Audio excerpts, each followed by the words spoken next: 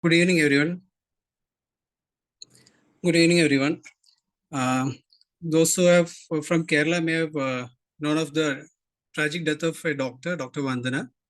I request all of you to to maintain a silent prayer for 5 seconds to respect the departed soul.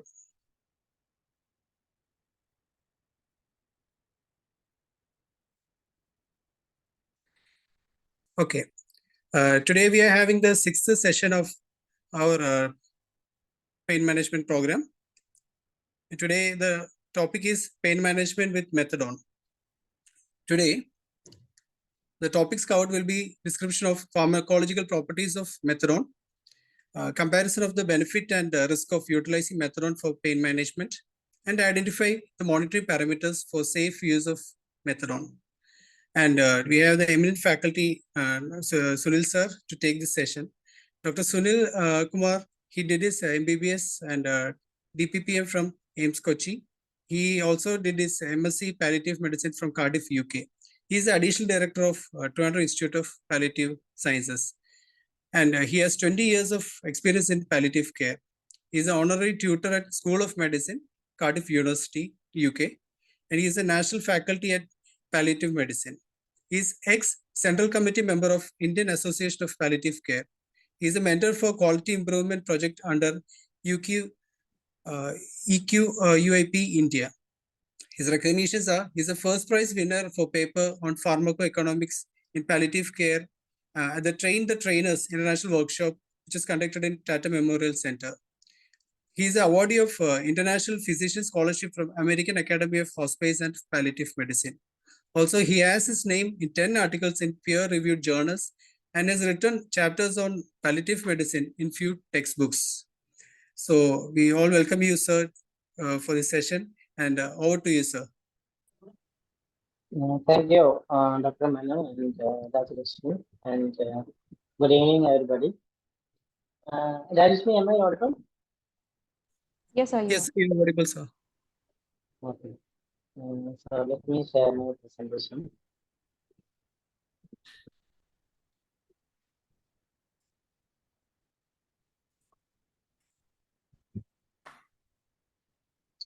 Good to go, sir. The objectives of the session is already explained by Dr. Manu. So I am straight away going into the session. So we will start with a patient story. This is about a 30-year-old woman who is diagnosed with Ewing sarcoma in 2016. It was started as a small swelling in the sacral area and then diagnosed as Ewing sarcoma, for which she received chemotherapy and radiotherapy. And after that, she was under follow-up. But in 2017, she had severe pain on back and legs. So the oncologist investigated and found out that there is disease progression with extension into S1 vertebral body, in addition to compression of L5 and S1. And PET scan showed pleural metastasis. So this is the pain pattern of the patient. You can see the pain. It starts on the right leg or back and going to the right leg. And the patient described it as burning and shooting type of pain, and some relief with lying down, but any movement increases the pain. So her mobility is restricted, and actually she was staying in the first floor of the house, and she was unable to move out of the bed. That was the situation. And because of that, she was unable to sleep for many days or even a few weeks. And you can see the pain score, which is charted here, and that is a trust. But most of the time, patient has severe pain because she moves in bed little bit. So I would like to ask you, suppose this patient comes to you, how do you treat this patient's pain?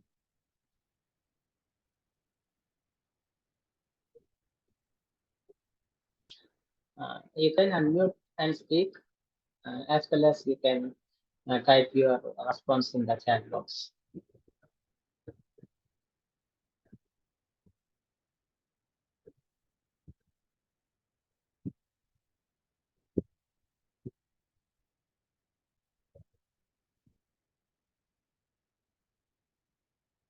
Anybody?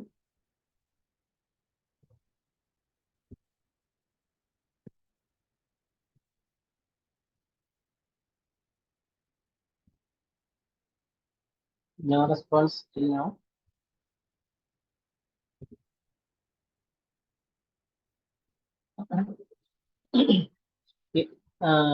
Usually you see a lot of patients and you need to treat. So I just want to know how you would treat if this patient comes to you.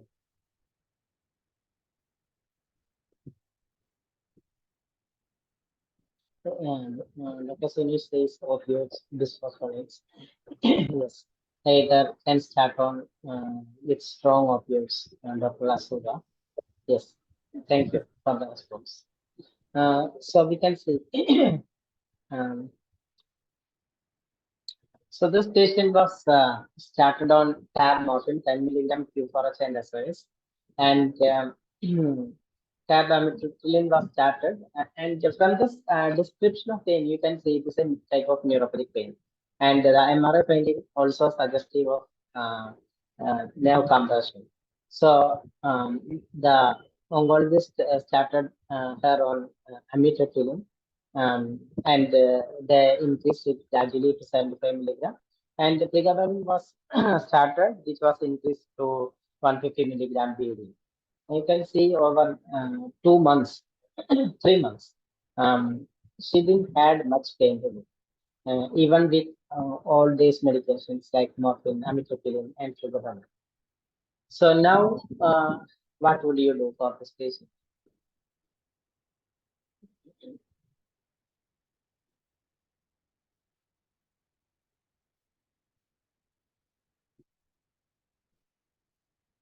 Anybody? Any idea? Steroids. That's good choice. And I just want to tell you that over this 3 month period, this patient received a lot of steroids also. So what else can be done? Palliative RT. Okay. I don't know about palliative RT because she was under the treatment of oncologist. Yeah, injection morphine. Yeah, that's again patient is on tap morphine, which then give much pain relief. So, what she did was she met with another pain physician, and he started her on epidural analgesic. Okay, and they infused local anesthetic propionate with injection morphine. And initially, she had some relief. But as the days passed on, there was no relief at all, or there were very minimal relief.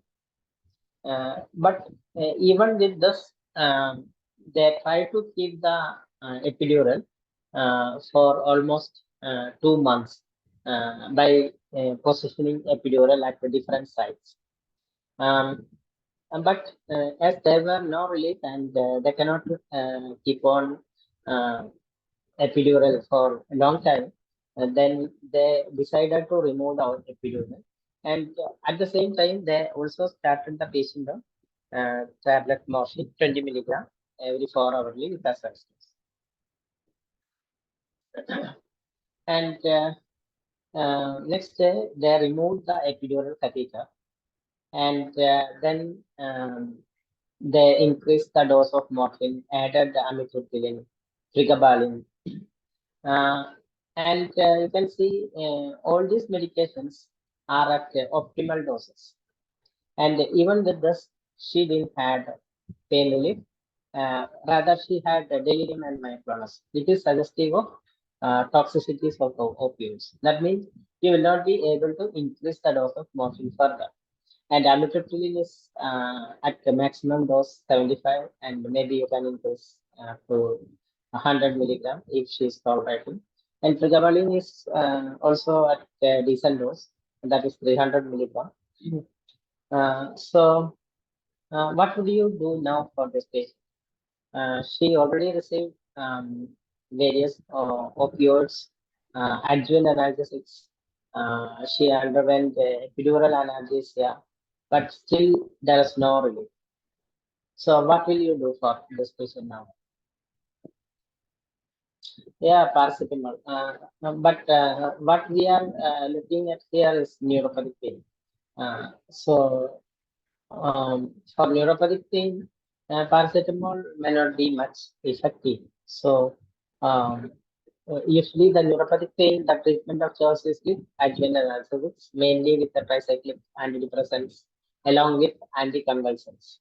And as a second line or third line, you can add opioids also. So all these are tried. So now, how are we going to proceed for this patient?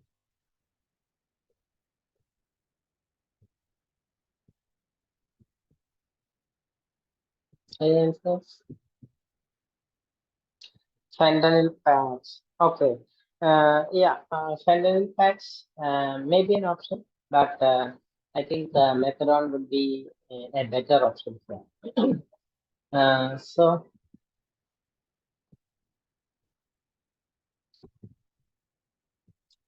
okay.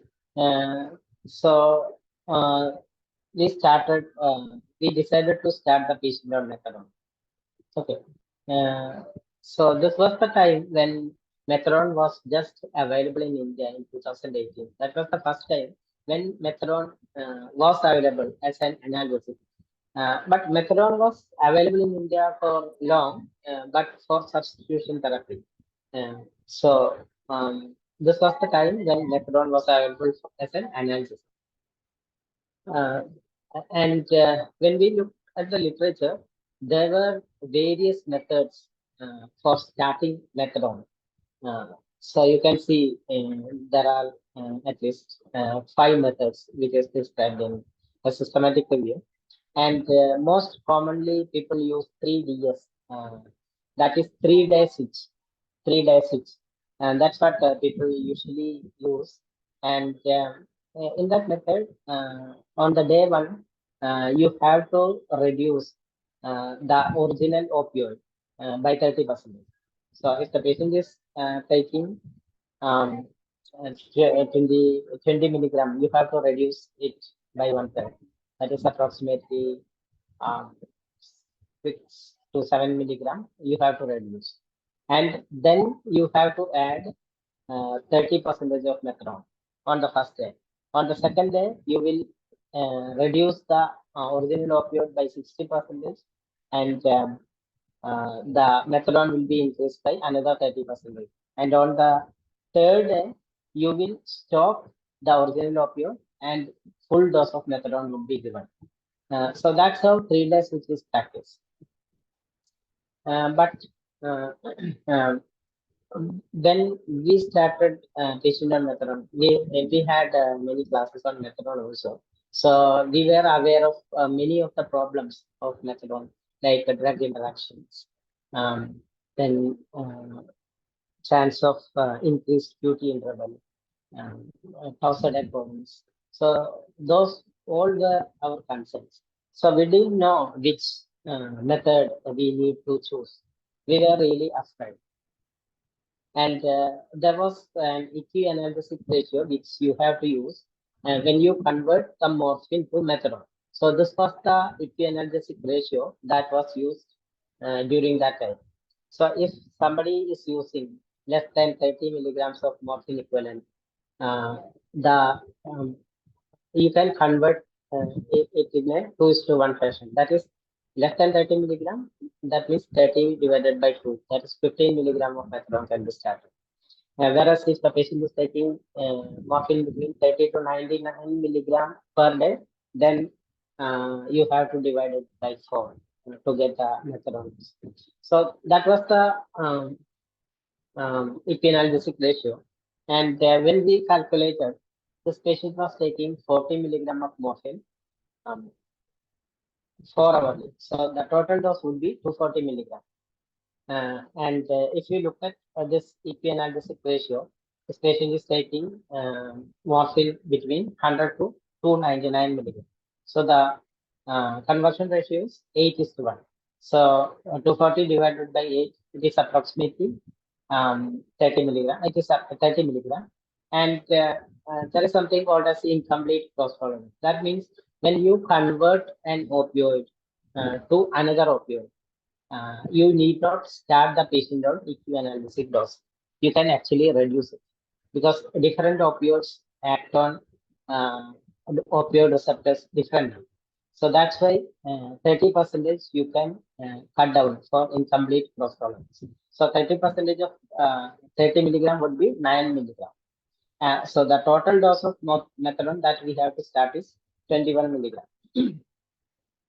So as I told you previously, we were really afraid to start patient on methadone, convert all the morphine to methadone in 3 days. So we actually started methadone very slowly. You can see on day one, we started on 30% of methadone. So patient was on 7.5 milligram and we reduced 30% of morphine. So from 40 milligram to 25 milligram. So with this, in 3 days, she was able to sleep. And on the day 7, actually, day 7, we increased another 30%. So 5 milligram PID was given, and the morphine was reduced by 30%. That is 15 milligram 2 hours. And she had actually good pain, 5 milligram PID. And on 14th day, that is in 2 weeks, we actually gave the full dose of methadone and stopped morphine and given it as a service. Patient had excellent pain relief. Actually, this patient, as I told you earlier, was restricted to the 4 walls of a room in the upstairs, and she was unable to come out of that room. So after 2 weeks, this patient actually walked to our OPD, and that was a good experience for us.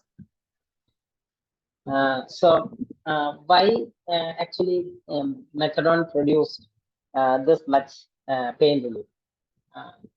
This patient already received morphine, adjuvant analgesics, epidural analgesia, dexamethasone, all those things. But still, she didn't have pain.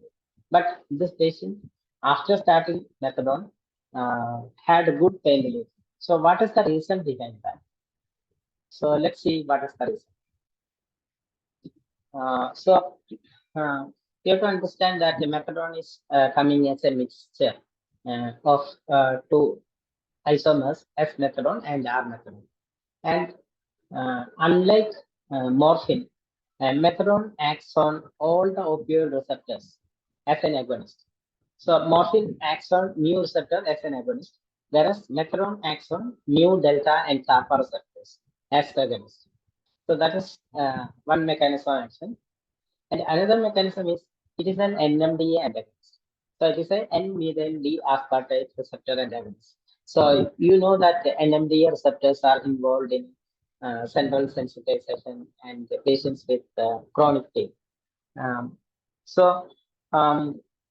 This is another important action of NMDA, and ketamine is another medication which has good NMDA blocking action. And it has another mechanism of action that it acts like tricyclic antidepressants. That is, it inhibits the reuptake of noradrenaline and serotonin. Okay, so these three are beneficial actions of methadone. And probably you can see the NMDA antagonism is something which is very important in treating patients with the chronic pain. And there is another feared side effect, which is the blockade of HERG gene related channel. That is, HERG is human either a go-go related gene related channel. So when this channel is blocked, the QT interval can be prolonged and it can lead on to tossed point and sudden death of the patient. So this is one of the main problem of methadone, and everybody is aware of that. And so many of the physicians or doctors do not start patients on methadone.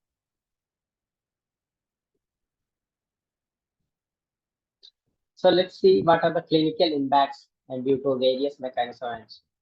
So as you know, it is an opioid receptor agonist at mu, kappa, and delta. So naturally, it will produce good analgesic effect. But at the same time, and because of the action on opioid receptors, it also produces the side effects like sedation, constipation, nausea, vomiting, urinary retention. All those side effects which can be produced with any other opioid. And we told that it has NMDA and agonistic action. So, can anybody tell me what do you mean by tolerance?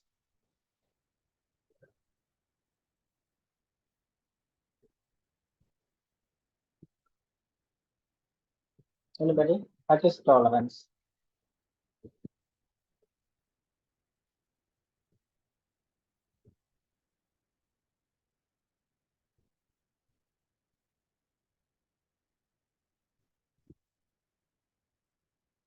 I am waiting for the response.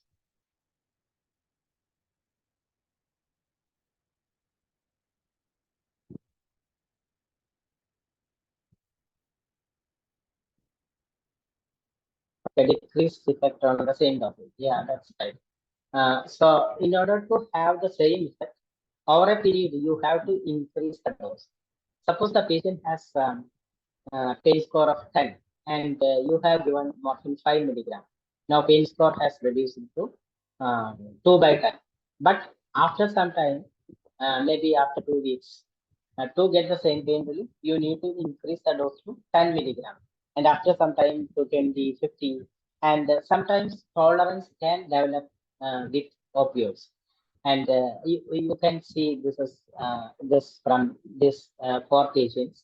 The patient A is taking approximately 12,000 milligrams of morphine equivalents per day, and patient B is taking about 8,000 milligrams of morphine equivalent per day.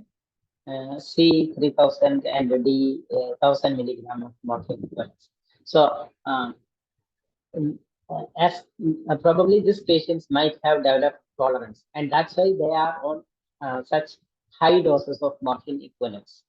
Okay, so when this patient was started on 10 milligram of methadone 8 hourly, that is total 30 milligram. So all the patients were started on 30 milligram of methadone, and all the patients had very good pain relief. So regardless of the dose of morphine. So one patient is taking 1,000 milligram, whereas another patient was taking 12,000 milligram of morphine equivalents.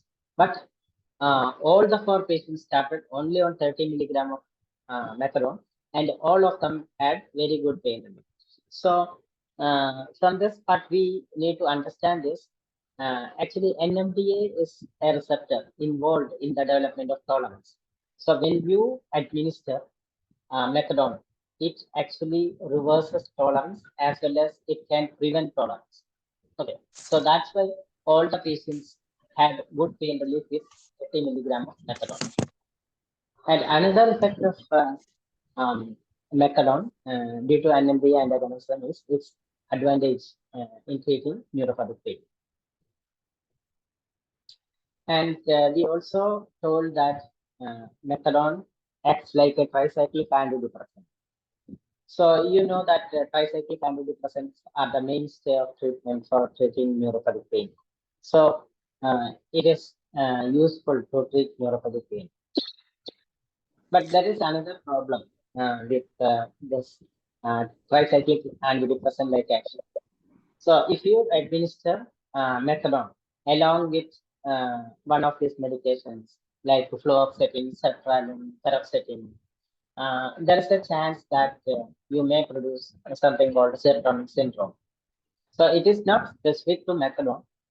Even if you give tramadol along with this medication, it can produce serotonin syndrome. Or if you combine any of this fluoxetine, citalopram, that can also produce a serotonin syndrome.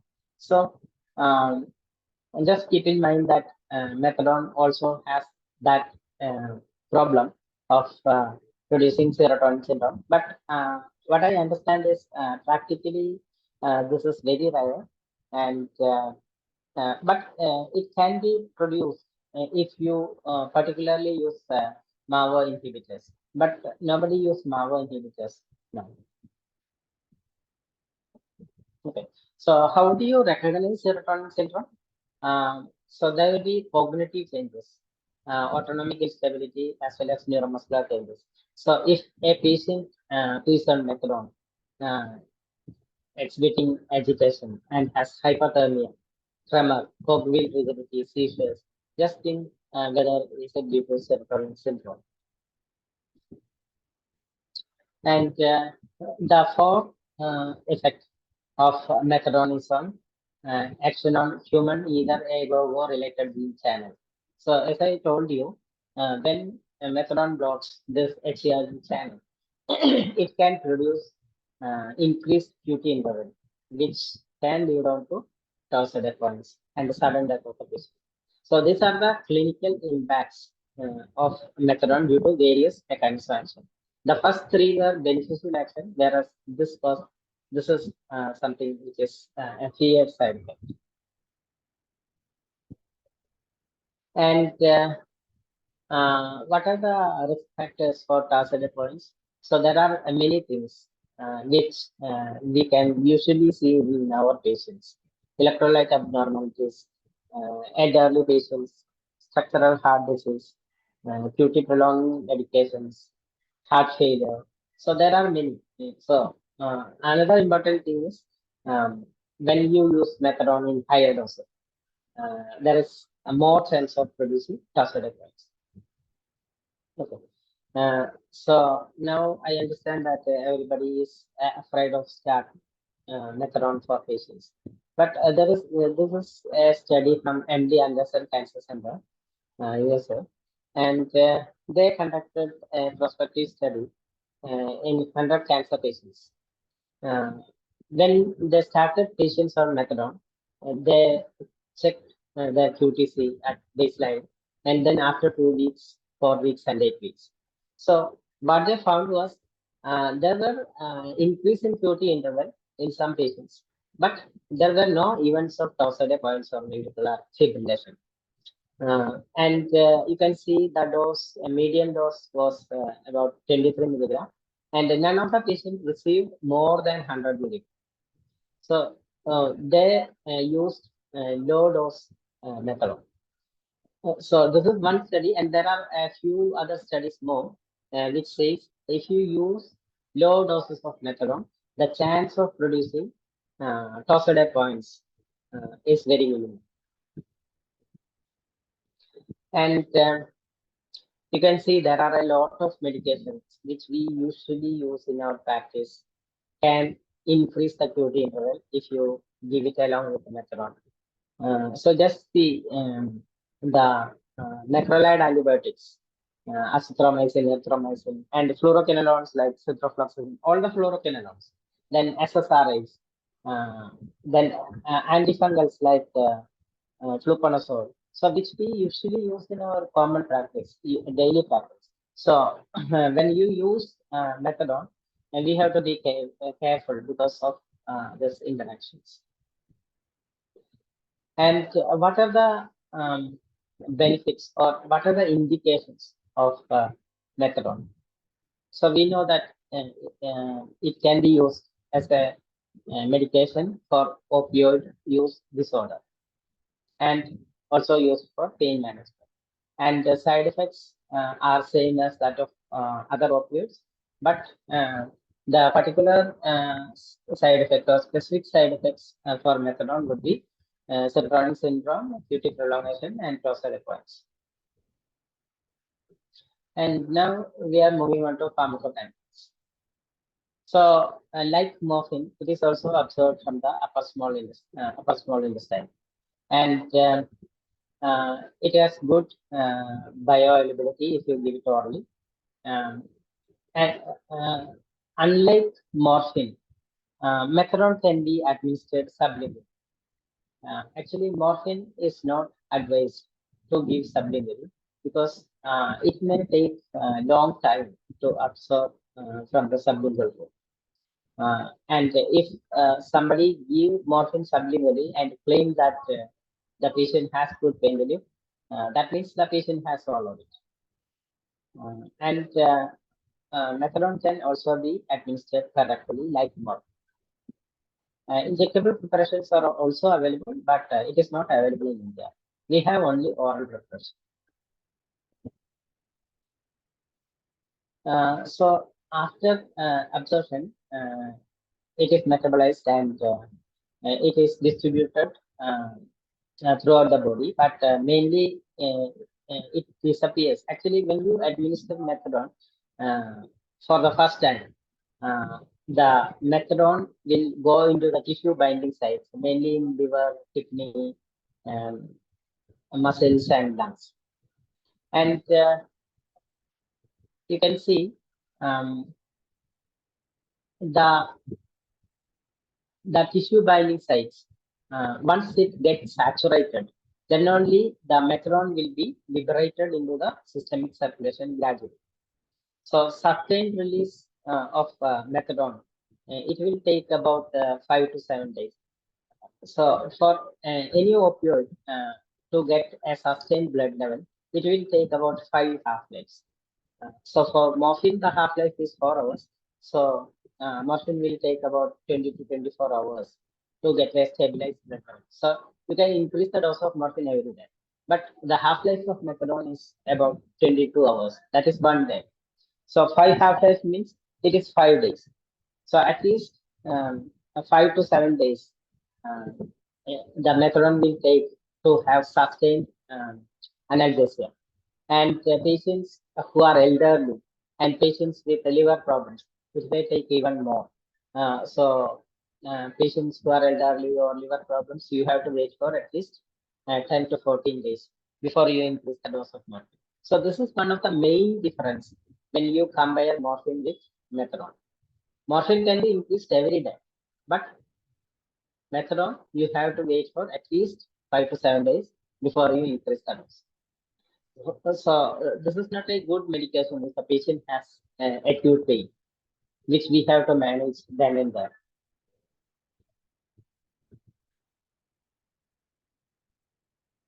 Okay.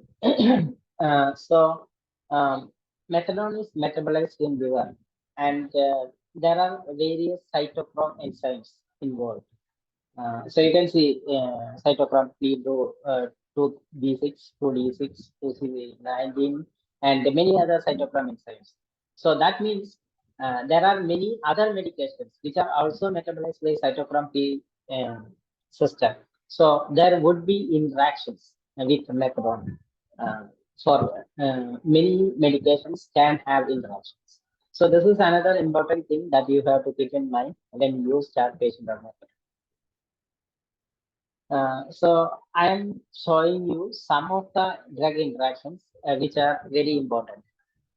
So there are cytochrome P inhibitors as well as cytochrome P inducers.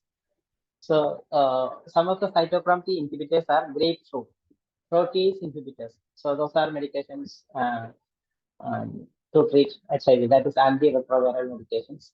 Nasal antifungals like proconazole, cyclosporin, cimetidine, macrolide antibiotics, amiodarone, and non-DHP calcium channel blockers. So these are the medications which have strong interactions, or these are cytochrome P inhibitors. So if this medication inhibits cytochromes, that can lead on to increased level of methadone in the blood, and that can produce toxicity. So if you start patient on this medication, be careful, and you have to reduce the dose of methadone by 25%.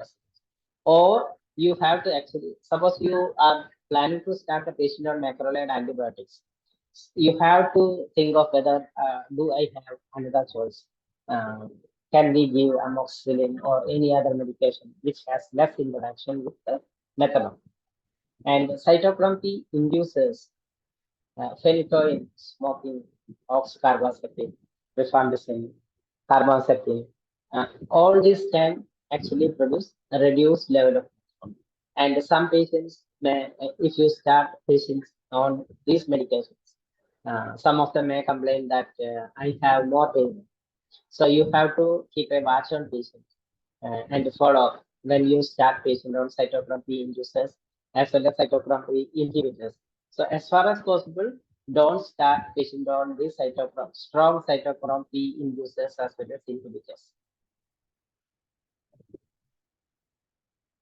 So you can see there are a lot of medications which can either reduce the level of methadone or can raise the level of methadone. So again, these all are medications which we usually use in our daily practice. So methadone is excreted mainly through bowel. So it is supposed to be a good opioid or safe opioid in renal failure. And the duration of action of methadone is 8 to 12 hours, whereas the duration of action of morphine is 3 to 5 hours. So we usually take it as 4 hours. Okay. So now we are going on to finding out who are the appropriate candidates to start methadone. So we will see many patients, and we don't know which are the patients for whom we can start methadone. So methadone sometimes, if you read articles, it says you can start it as an adjunct. So what is an adjunct in case of methadone is that when patients are on other opioids, sometimes they may not have good pain relief. So if you also give a small dose of methadone, that patients may have good pain relief. So if you give methadone in smaller doses with other opioids, then it is called as an adjunct in literature. And if the patient's pain is refractory to other opioids, you might be using morphine, fentanyl, tramadol, tapentadol, all those medications, but still pain is refractory. So in that cases, you can start patient on methadone. If the patient has significant renal impairment, so there will be many patients who has renal failure and with elevated serum creatinine. So in such patients, methadone is an option. And as you know, the duration of action of methadone is 8 to 12 hours. Then if patient needs a long-acting opioid, then methadone is a suitable medication. And we also talked about opioid tolerance. So some patients who are on higher doses of morphine or fentanyl or any other opioid, again, methadone is a choice. And patients with poorly controlled opioid-induced adverse effects. And some patients might be allergic to morphine or to fentanyl. So in that case, methadone can be started, and patients with complex neuropathy. So these are the indications for us to start a patient on methadone.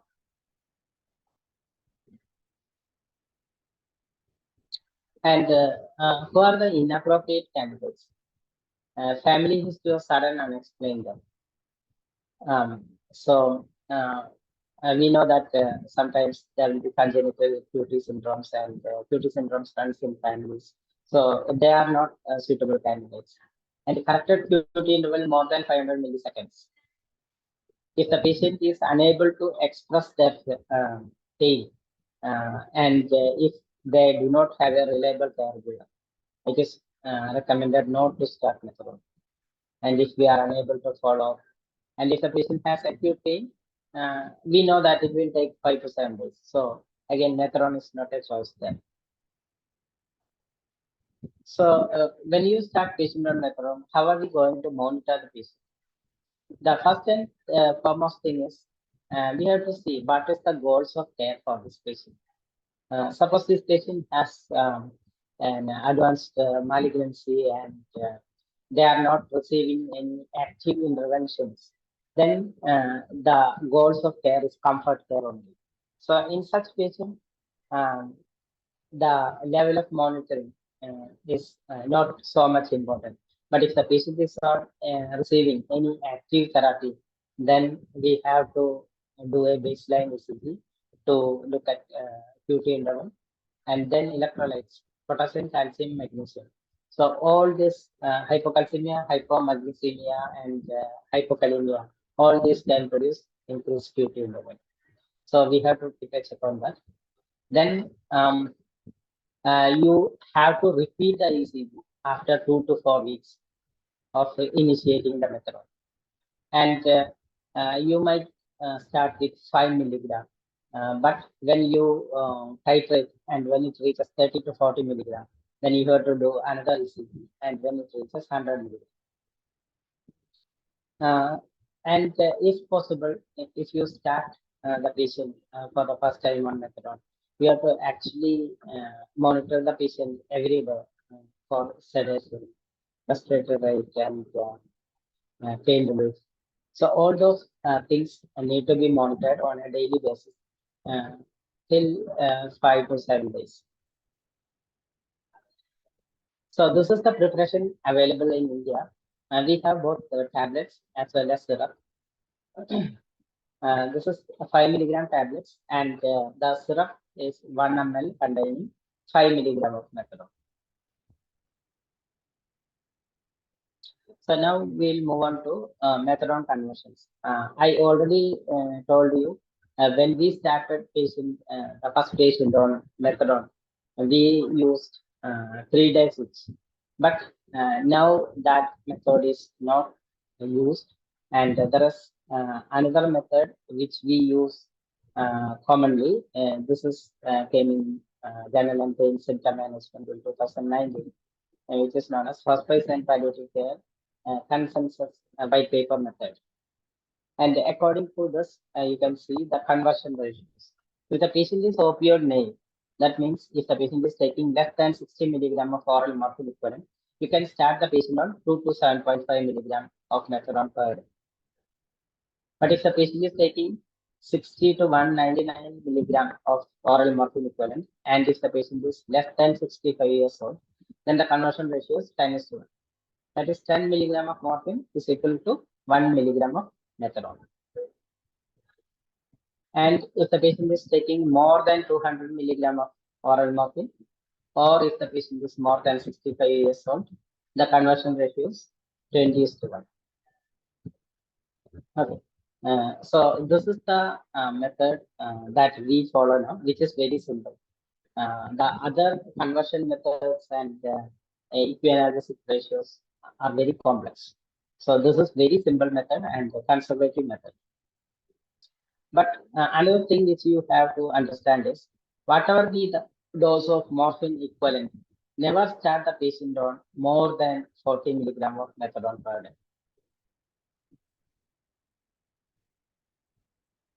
And if you need to increase the dose of methadone, then this is the way. If the patient is taking less than 30 milligram of methadone per day, you can increase only 5 milligram of methadone. And you have to wait for another 5 to 7 days before increasing the dose. If the patient is taking more than 30 milligram per day, you can increase 10 milligram. So now we are moving on to a few patient stories. So this is a 37-year-old man with who was diagnosed with carcinoma of the buccal mucosa in 2018, and at the same time he was diagnosed with second primary papillary carcinoma of the thyroid, for which he underwent surgery and radiation. In 2019, he had a level 2 nodal recurrence, and he underwent surgery.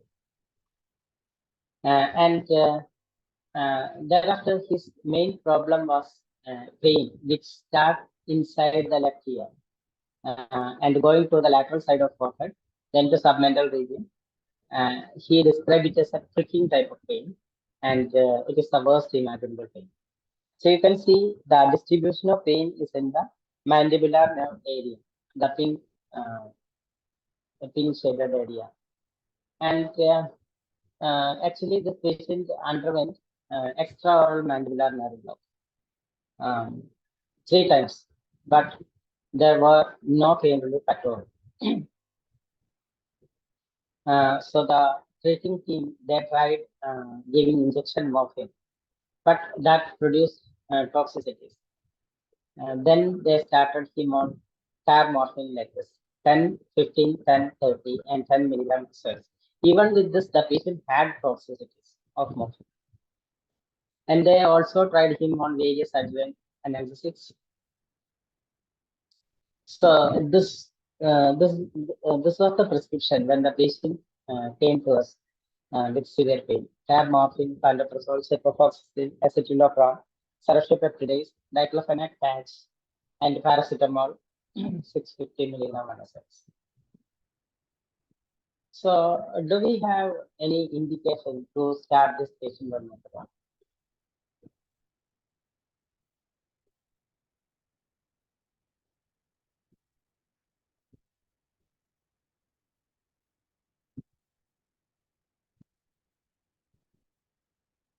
Is there any indication to start patient on methadone?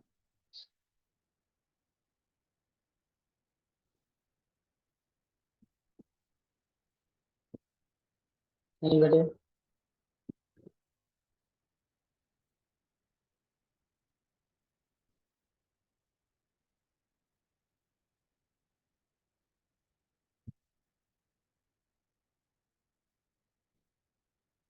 Okay. Yeah, I can see one response. Yeah, intolerance to morphine. Yes. Yeah, it is. Okay. So you can see one of the indication is complex neuropathic pain. So we talked about many indications, and one of the indication was complex neuropathic pain. Then morphine toxicities, isn't it? So the patient had a delirium, myoclonus, all those problems. So morphine toxicity is another indication to start patient on methadone. And this patient received tramadol and morphine. So it is not responding to other opiates. That means pain refractory to other opiates. That is again another indication to start methadone. So before starting a patient on methadone, what all would you do?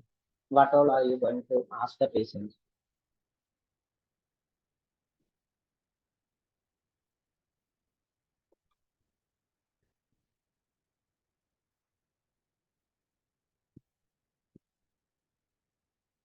Yeah, families of sudden unexplained PCG electrolytes. Yeah. Stop chloroquine noise. Yeah, thank you. So before starting, we have to see um, the family history of sudden unexplained. Then we have to also see whether there is any reliable caregiver to administer methadone properly. Um, if you administer morphine wrongly or in the incorrect dose, then the effect can be seen immediately. But if you do something wrong with the methadone, the effect will be seen after 1 week. Suddenly, the patient will become unconscious, and it will be very difficult to reverse that. So, it is very important that there should be a reliable caregiver with the patient. Then, as we told, we can do an ECG and calcium, potassium, and magnesium to correct if possible. But as I told you earlier, we have to look at the goals of care. Here, the patient is only for comfort care. There are no active oncological interventions. So, actually, if there was no chance to do an ECG and electrolytes, you need not do. You can straight away start the patient on methadone.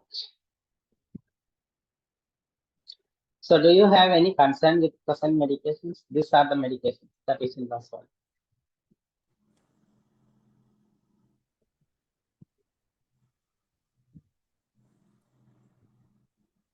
Yeah, Dr. Kushbu will be told to stop fluoroquinolone. Yeah. Anything else? Yeah, ciprofloxacin. Acetalopram, yes. Yes. Yeah. But when we start patients on methadone, we have to see what are the medications that can actually interact with the methadone. So here we have ciprofloxacin and acetalopram, definitely. And pantoprazole also have some interactions with methadone, but not like ciprofloxacin or acetalopram. Okay. So, what would be the dose of methadone we should start this patient on?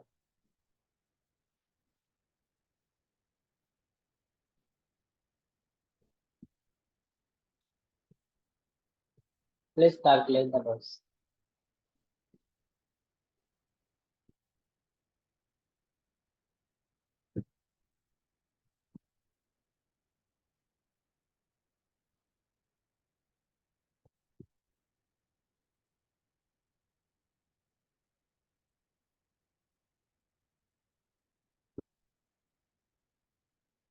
So, what is the total dose of morphine this patient is receiving?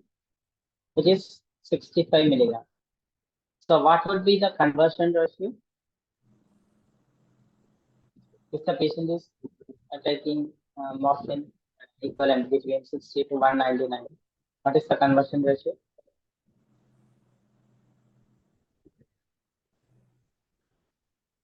10:1. Yeah, 10 is right. So conversion is as the patient is 39 years old and for morphine equivalent dose is 60 to 199. We can use the conversion factor as 1 by 10. So the total dose of methadone you have to start is 6.5 milligram. So if you have only methadone tablet, then you can start even 5 milligram of methadone. That is 2.5 milligram BD. But if you have syrup methadone, you can easily give syrup methadone 3 milligram BD or even 2 milligram TI. But we know that the patient will not have good pain relief till 5 to 7 days. So for that, till that time, you have to give morphine. But it is not given regularly. It is given only on SOS basis, 4 hourly SOS basis. So that means in the morning at 6 a.m., you will administer 2.5 milligram of methadone. And you will ask the patient, do you have pain? Suppose the patient says, yes, I have pain. You will give 10 milligram of morphine. And at 10 a.m., you will again ask, do you have pain? Patient says, no, I do not have pain now. So you will not administer morphine. 2 p.m. again, you will ask. And if patient has pain, give it. Or if no pain, don't give. So that's what 10 milligram Q4X SOS is. So for this patient, we started him on tab morphine, tab methadone 2.5 milligram BD.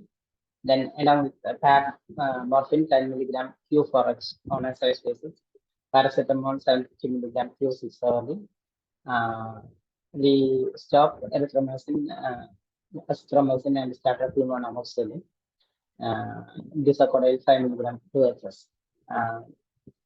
Acetalopram was stopped because the other the team actually started him on acetalopram because of this very severe pain, which is not relieved with any other medication. So they thought that the patient is in depression, but really the patient was in severe physical pain. So actually that was not needed. So this patient actually had very good pain relief and he was pain-free till his death. So this is another patient, a 39-year-old woman who is diagnosed with carcinoma pancreas with stage 4 with liver, lung, and splenic metastasis. And she received 5 cycles of chemotherapy, but the oncologist found that she has a progressive disease.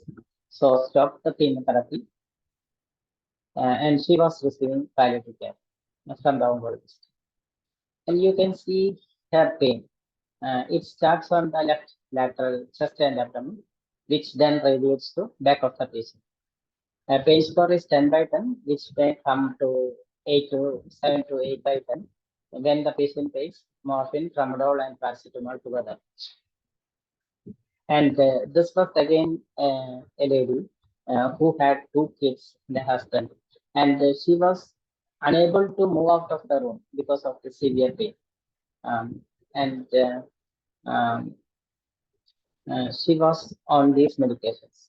Tab morphine 20 milligram Q6 hourly, injection tramadol 100 milligram IV PID, paracetamol 1 gram IV Q6 hourly, gabapentin 100 milligram PID, amitriptyline 25 milligram HS, Discodil 5 milligram 2HS. And with this medication, the patient had frequent myoclonus. So, is this patient a suitable candidate for methadone? What are the indications to start methadone in this patient?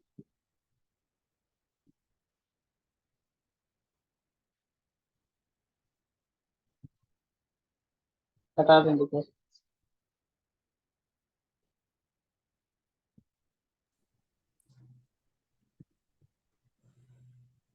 So this patient again from the pain description, you can see it's a type of neuropathic pain and morphine toxicity. Yeah, and even this patient were on two opioids, which even did not produce pain relief.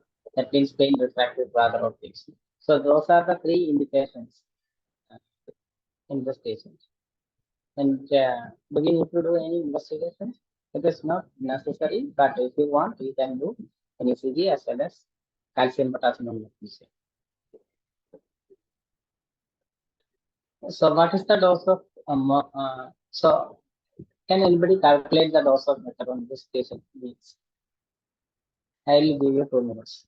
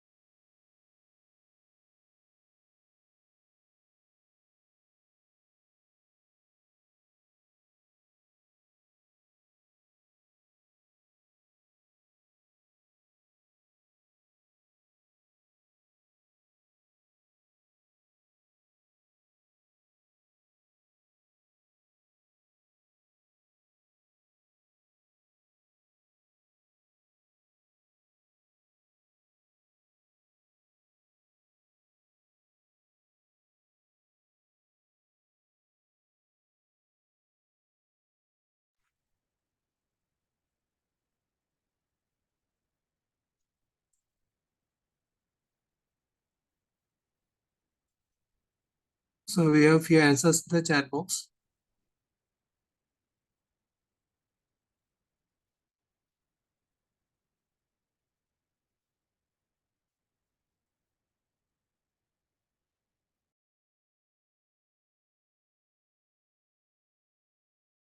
Dr. Sunil, you are muted, sir.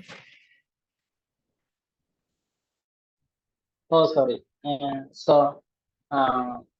This patient is taking 20 milligram of morphine every 6 hours. So the total dose of morphine she's taking is 80 milligram.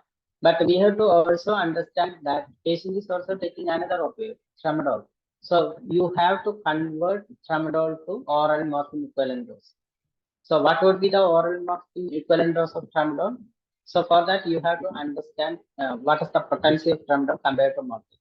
So it is 1 by 10. Okay. So patient is taking 300 milligram of tramadol. So 300 milligram divided by 10. So that would be equivalent to 30 milligram of morphine. So the total dose of oral morphine equivalent she is taking is 110 milligram. And her age is 39 and she is taking oral morphine equivalent between 60 to 199. So the conversion ratio is 10:1. So the total dose required would be 11 milligram. So start with like around 5 milligram BD and okay. So start with 5 milligram BD. So do you have any concerns with the medications here? amitriptyline has some interactions, but this patient is on a very small dose of amitriptyline. So either you can stop or continue. That is not going to make much difference. And actually, this patient had a very good pain relief, and she was enjoying her last 2 months of life with methadone. She was able to go out attending social functions, and her family actually valued that 2 month quality life very much. And this is another patient. So here I'm giving this history only to calculate the dose of methadone. Don't look at other things like radiotherapy or any other things. So this patient, suppose this patient is on tab morphine, 40 milligram Q4H and SOS, and you want to convert this patient to methadone. So what would be the dose of methadone that you would give for this patient?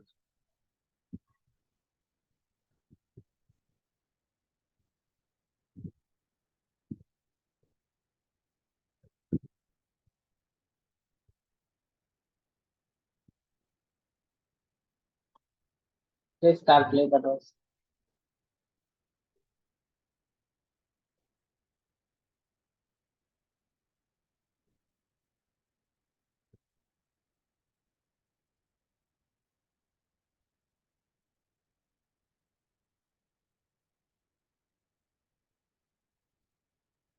Okay, 5, 7.5, 2.5 milligram TID. Okay, and so let's see. So this patient is taking 40 milligram Q4H. So what is the total dose? Total dose is 240 milligram. And what would be the conversion ratio? It should be 20, 1:20, because the patient is taking oral morphine equivalent between or more than 200 and more, isn't it? So the conversion ratio is 20. So the total dose of methadone is 12 milligram. So if you have only tab methadone, start patient on 5 milligram BD, or if syrup methadone, 4 milligram PID, along with 40 milligram Q4H on an SOS. So these are some resources. If you are interested, you can go and check this. The medications with cytochrome induction as well as QT prolongation drugs. So I would like to conclude the session by telling that even though methadone has drug interactions and it can increase or it can produce toxicity points. What you have to understand is toxicity points are very rare if you use doses below 50 milligram. And actually, most of the patients require only less than 50 milligram of methadone. And with this type of doses, the chance of producing toxicity points are very, very less. We have not seen any patients with toxicity points. And if you select the patients and start patients on methadone, you can actually see wonders. There will be a subset of patients who do not have proper pain relief or even very severe pain, and they have very poor quality of life. And the 3 patients or 4 patients which I have described, all of them were in very severe pain, and they had a very good quality of life after starting on methadone. So I would request you to select the patient and start the patient on methadone. Don't be afraid. You have to respect methadone, but don't be afraid. Thank you. Thank you, sir, for the excellent presentation. And as you pointed out, methadone will be the answer where you have difficult pain or there is morphine toxicity. The session is now open for questions, if any. You can ask by unmuting or by chat box. So there was a question by Dr. Ravi Kiran regarding the antiemetic of choice in methadone. Okay. Because, So yeah. One thing is that haloperidol is medication which can even increase the QTC. So haloperidol is not the drug of choice as an antiemetic methadone. When you convert a patient from morphine to methadone, you need not actually give any antiemetic. But if you give antiemetic, maybe even you can give metoclopramide or prochlorperazine.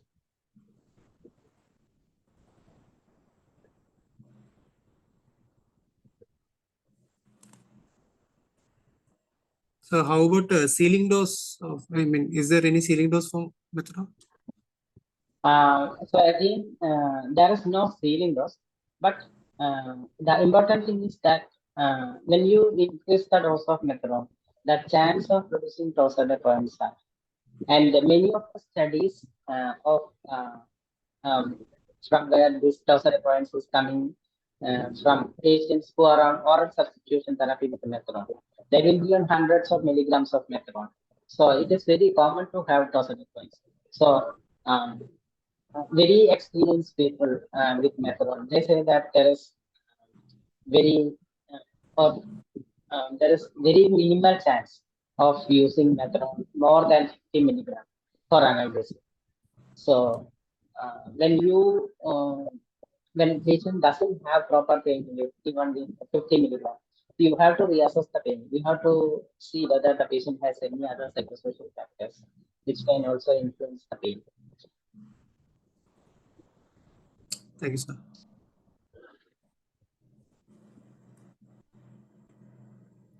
So how about the cost factor of methadone compared to morphine?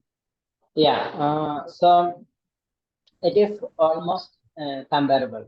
So if suppose patient is taking 5 milligram morphine for hourly, that is total 30 milligram. So 3 10 milligram tablets, it will cost about maybe 3 rupees 50 paise. But to get the same pain relief, you have to use 2.5 BD, that is 5 milligram. And then it would be 4 rupees 50 paise. So it is almost comparable. And if the patient is on higher doses of methadone, then I think the cost factor will be less with methadone. Because when the patient is on higher doses of methadone, even 12,000 milligram of morphine equivalent, we need to only use 30 milligram of methadone. That's the maximum that we are going to use. And if you look at the cost factor, then it would be less. Okay, sir. So there's a question from Dr. Sunish: how to deal breakthrough pain on methadone? So we know that we should not use methadone for breakthrough pain. But there is some practice of using methadone for breakthrough pain also. But I would recommend not to use methadone for breakthrough pain. We have to use morphine for breakthrough pain. So that's why when we started patient on methadone, I told you that you have to also give morphine on a 4-hourly SOS basis. So use morphine as a breakthrough dose. Thank you, sir.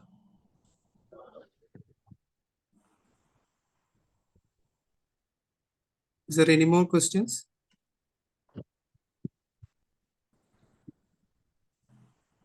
Yeah, we are almost reaching time. There are no more questions. Can we wind up? Rajlakshmi? Yes, sir. Yes.